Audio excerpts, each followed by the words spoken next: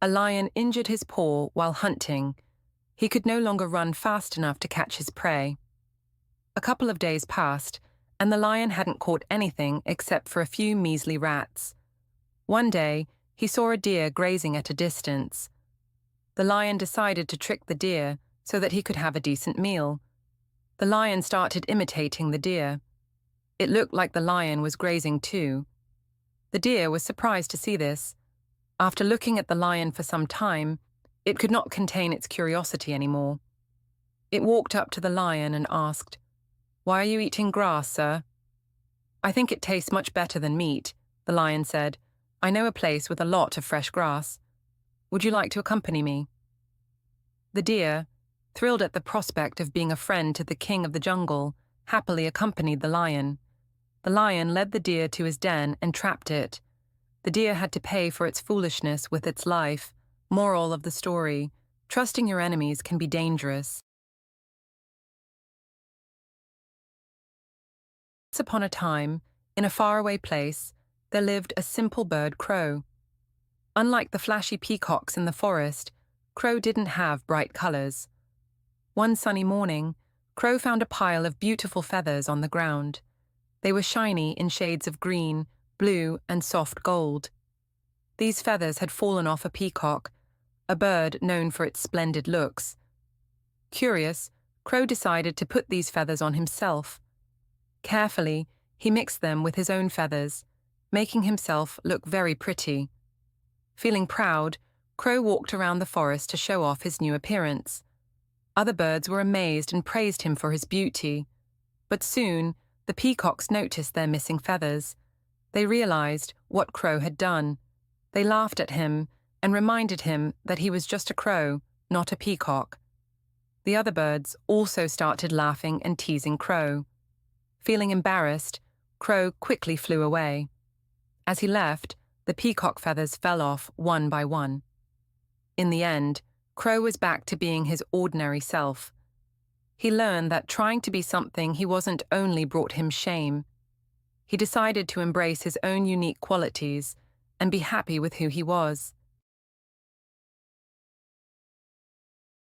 On a time, there was a turtle that enjoyed taking walks around the lake. While walking one day, the turtle met a speedy rabbit. "I think slow movers should not use the road," said the rabbit, laughing.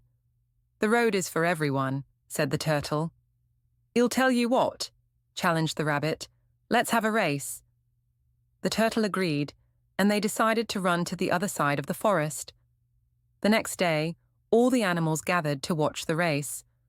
The race started. The rabbit ran ahead as fast as lightning. The turtle was lagging behind.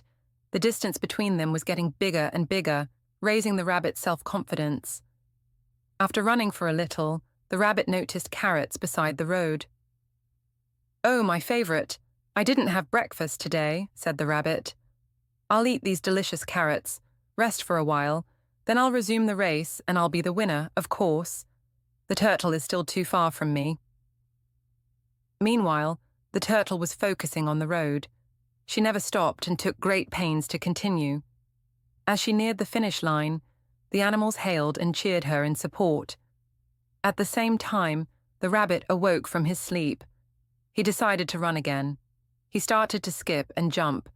Suddenly he stopped and couldn't believe his eyes. The turtle was almost at the finish line. "That's impossible," cried the rabbit.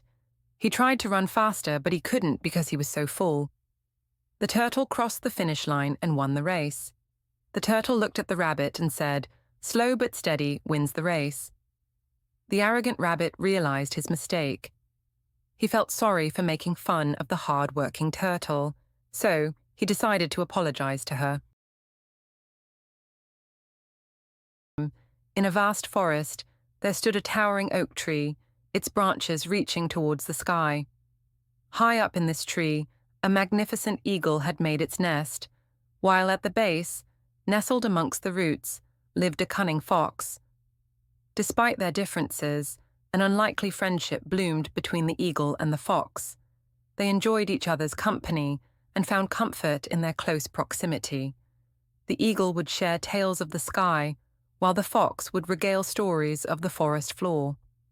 One fateful day, the fox ventured out in search of food, leaving her playful cubs frolicking near the den. In the meantime, the eagle, driven by the primal urge to feed her own young, swooped down and snatched one of the fox cubs. When the fox returned and found her den empty, her heart sank with dread. Frantically, she searched until she spotted her cub dangling in the eagle's nest. Grief-stricken, the fox raced to the towering oak tree and pleaded with the eagle to return her cub. Tears streamed down her fur as she cried, "We were friends, how could you do this?" But the eagle, perched high above, felt secure in her domain and showed no remorse. "Nature has its way," she declared coldly. "My chicks need food, and your cub is their unfortunate fate." With a heavy heart, the fox realized the harsh truth. The eagle's power and predatory nature ultimately outweighed their bond of friendship. Despite her pleas, the fox could do nothing to retrieve her cub, and the once joyful friendship ended in heartbreak, leaving the forest a little emptier and a little sadder. To be very proud of its wisdom. Often he boasted, "I am the wisest of all animals." One day, he went in search of food.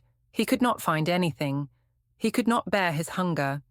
He was about to give up his search when he finally saw a turtle. He was so happy that he sprang and caught hold of the turtle. The fox began to break the shell of the turtle, but what a pity.